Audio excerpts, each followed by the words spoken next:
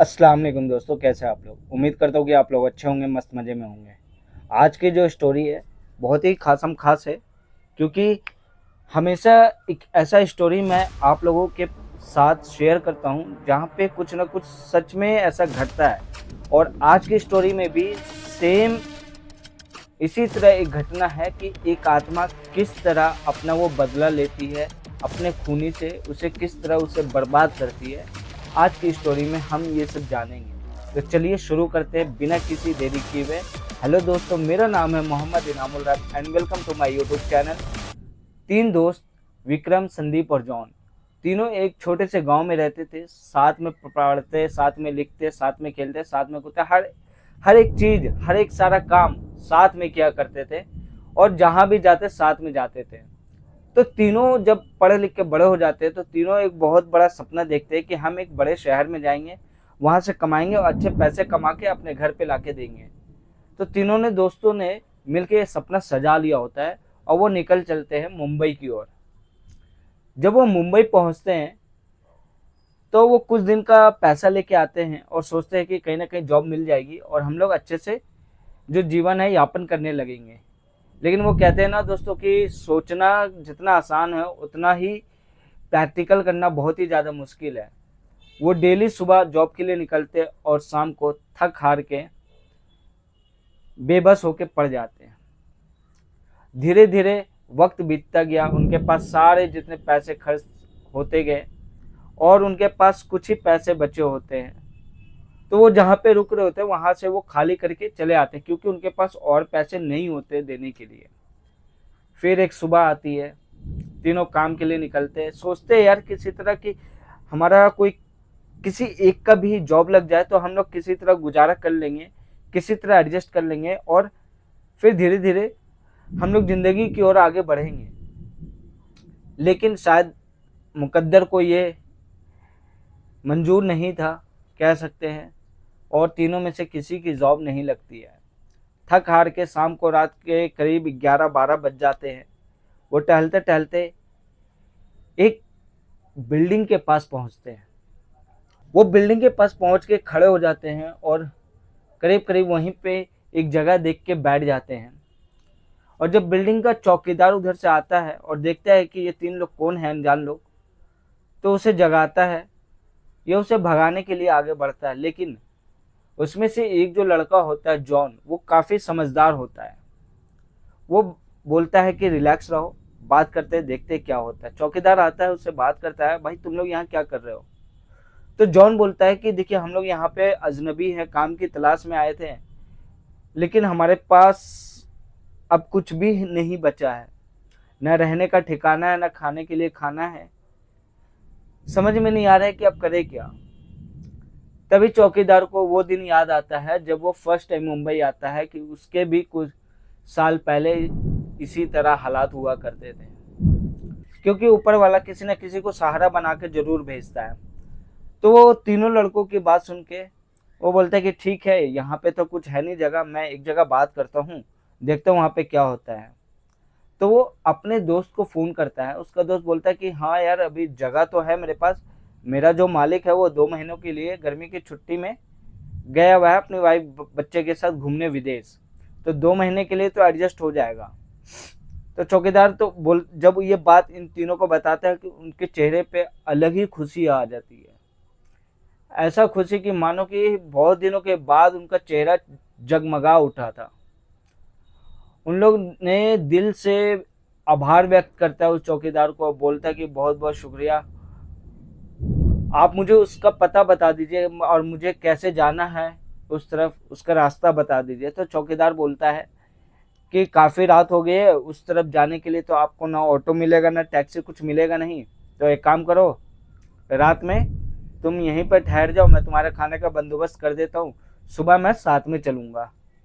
तो तीनों लड़के खुश हो जाते हैं और इत्मीनान हो जाते हैं कि चलो ठीक है, कि रात भर की बात है, फिर कल से दो कम से कम 2 महीने नहीं तो 1 महीने के लिए तो हम लोग का गुजारा हो जाएगा और 1 महीने में हम कहीं ना कहीं नया जॉब ढूंढ लेंगे। तो ये सोचकर तीनों आराम कर लेते हैं। जब सुबह होती है तो चौकीदार उनको लेके जाता है उस बंगलो में जहाँ पे उसका जो मालिक है वो छुट्टियों में गया हुआ था। बंगला नंबर 17। काफ़ी अच्छी हवेली थी, देखने में भी अच्छी लग रही थी, ऐसा कोई था कुछ था नहीं, लेकिन उसके अंदर का जो सूनापन था वो काफ़ी भयानक था। इस कदर भयानक था कि दिन होते हुए भी वहाँ पे कुछ अंधेरा सा था। तो खैर तीनों लड़कों ने इस पर कोई ध्यान नहीं दिया। वो सुबह सुबह मस्त फ्रेश होके चले जाते हैं काम ढूंढने, लेकिन हमेशा की तरह आज भी उनको निराशा ही हाथ लगती है।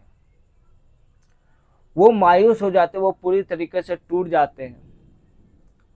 वो थक हार के अपने बंगला में वापस आते हैं जहाँ पे वो ठहरे हुए थे, और बैठ के इत्मीनान से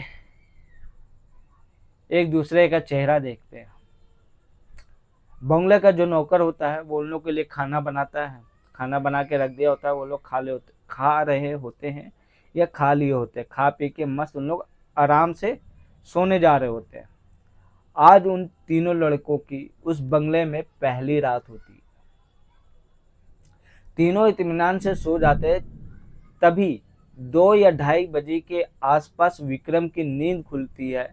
और जब नींद खुलती है तो वो देखता है अपने आप को एक तय खाने में। चारों तरफ टूटी फूटी कुर्सियां, मकड़े जाले सब लगे हुए होते हैं। वो इतना डर जाता है, वो सोचता है कि ये मैं कहाँ आ गया हूँ। डर से उसका हालत खराब होता है। वो डर से अपना सारा जो चादर से लिपटा हुआ होता है वो अपने पूरे शरीर को ढक लेता है।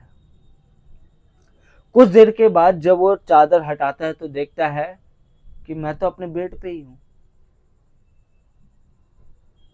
ये कैसे क्या हो रहा था मुझे। तभी वो अपने दोनों दोस्तों को, संदीप और जॉन को उठाता है और उसे ये सारी बातें बताता है। तो जॉन मारता है एक तबड़ा खींच के और बोलता है साले बुरा सपना होगा, सुत जा और हमें भी सोने दे। कल का टेंशन से ऐसी नींद नहीं आ रहा, ऊपर से तू और नहीं सोने दे रहा है। तो विक्रम भी मान लेता है कि हाँ ये कुछ बुरा सपना होगा, ये सोच के वो भी सो जाता है। सुबह जब तीनों उठते हैं, फ्रेश होते हैं और सुबह सुबह फिर से नौकरी के लिए जा रहे होते हैं। जैसे ही वो बंगला के गेट से बाहर निकलते तभी एक औरत आती है और उसे एक चिट्ठी थमा कर भाग जाती है। और इस कदर भागती है कि भागते भागते वो गायब हो जाती है। उन लोग तीनों को समझ में नहीं आया कि ये क्या था। तो जब वो चिट्ठी खोलते हैं तो देखते हैं कि अगर तुमको नौकरी चाहिए तो इस पते पे चले जाओ। वो तीनों और शॉक्ड हो जाते, भाई इस औरत को कैसे पता कि हमें नौकरी की जरूरत थी। तो उन्होंने उस बात पे ध्यान नहीं दिया और वो सीधा चले गए, क्योंकि उन्हें नौकरी की सख्त जरूरत थी। तो जो चिट्ठी पे जो एड्रेस था उसके बताए हुए एड्रेस पे वो चले जाते हैं। जब वो ऑफिस पे पहुंचते हैं तो सामने सिक्योरिटी गार्ड मिलता है, तो उसे वो लेटर थमा देते हैं और वो सिक्योरिटी गार्ड लेटर को आगे पहुंचा देता है। और जब आगे पहुंचता है तो फौरन फोन आता है और कहता है कि इन्हें तुरंत अंदर बुलाइए। उन तीनों को फटाफट अंदर बुला दिया जाता है, क्योंकि उस चिट्ठी पे उस मालिक का हस्ताक्षर होता है जिसे अपॉइंट करने के लिए बोला गया होता है। वो तीनों भी कुछ ऐसे ही सोच रहे होते हैं, भाई ये क्या हो रहा है हमारे साथ। लेकिन विक्रम का जो उस वक्त मिजाज था बहुत ही अलग था, एकदम शांत स्वभाव था।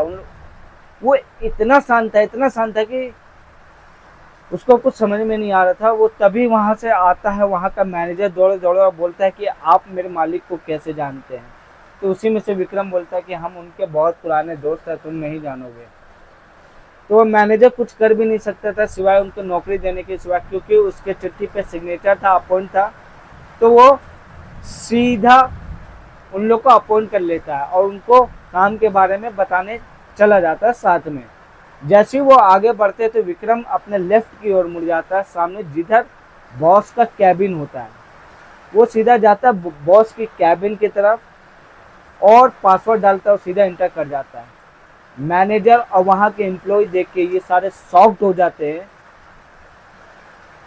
कि ये क्या, ये जो पासवर्ड सिर्फ बॉस के अलावा किसी को नहीं पता, इसको कैसे पता। तो उन लोग और ये जो कन्फ्यूज़न होता है वो सारा ख़त्म हो जाता है कि ज़रूर कुछ ना, बॉस का कोई ना कोई ख़ास होगा, बॉस ने इसको भेजा होगा। और जब वो कैबिन लॉक करके अंदर जाता है तो कंप्यूटर पे कुछ हरकतें करने लगता है।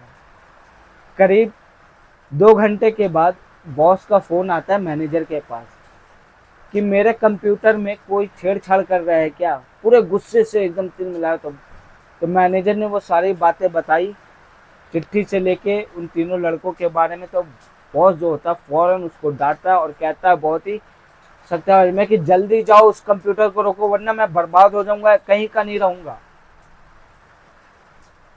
तो मैनेजर किसी तरह उस कैबिन का दरवाजा खोलता है। जब दरवाजा खोलता है तो देखता है विक्रम वहां पे बेहोश पड़ा हुआ है।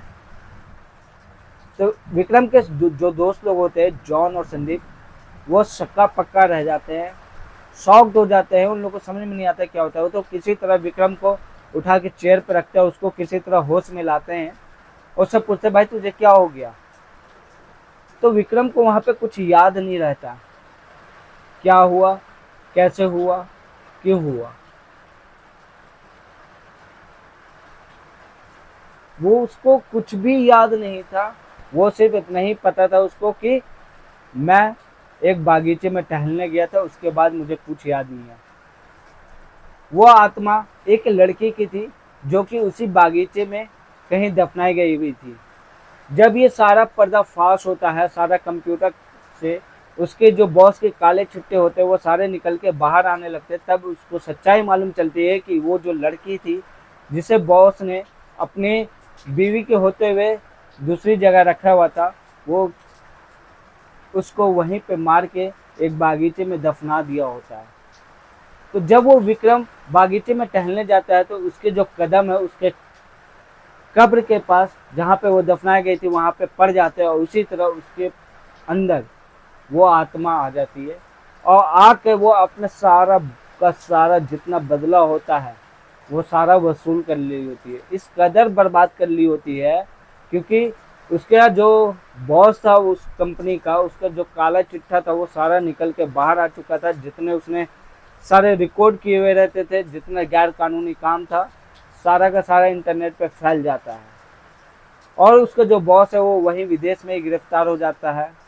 और इसी तरह ये तीनों दोस्त एक ऐसा सपना कहिए या घटना कहिए जिसे आज तक उन लोग को इससे शायद भूल ना पाए।